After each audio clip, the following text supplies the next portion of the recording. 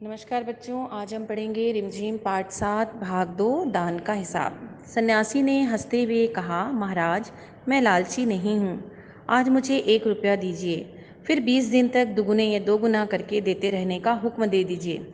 सन्यासी की यह बात सुनकर राजा की जान में जान आई, राहत महसूस हुई।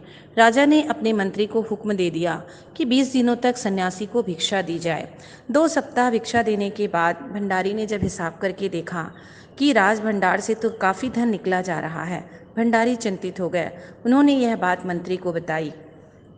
मंत्री हिसाब देखकर घबरा गया, उसका चेहरा फीका पड़ गया। मंत्री ने भंडारी से कहा, यह क्या कर रहे हो? अभी इतना धन चला गया है तो 20 दिनों के अंत में कितने रुपए होंगे?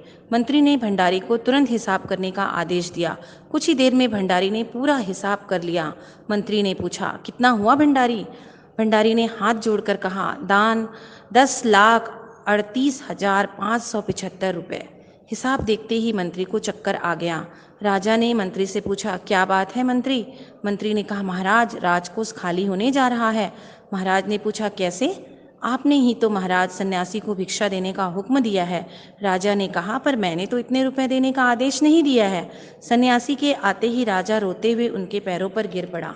बोला, दुहाई है सन्यासी महाराज, मुझे इस तरह जान माल से मत मारिए।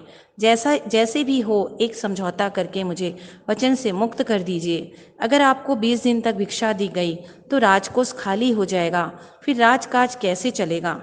सन्यासी ने गंभीर होकर कहा, इस राज्य में लोग अकाल से मर रहे हैं, मुझे उनके लिए केवल 50,000 रुपये चाहिए।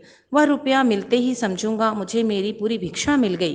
राजा गिड़गिड़ाया, सन्यासी से याचना की, मगर सन्यासी अपने वचन पर डटा रहा। आखिरकार राजा को लाचार होकर राजकोष से 50,000 रुपये सन्यासी को देने ही पड़े। पूरे देश में खबर फैल गई कि अकाल के कारण राजकोष से 50,000 रुपये राहत में दिए गए। सभी ने कहा, हमारे महाराज कर्ण जैसे ही दानी हैं। तो बच्चों, अब आप कहानी समझ गए होंगे। फिर मिलेंगे बच्चों, धन्यवाद।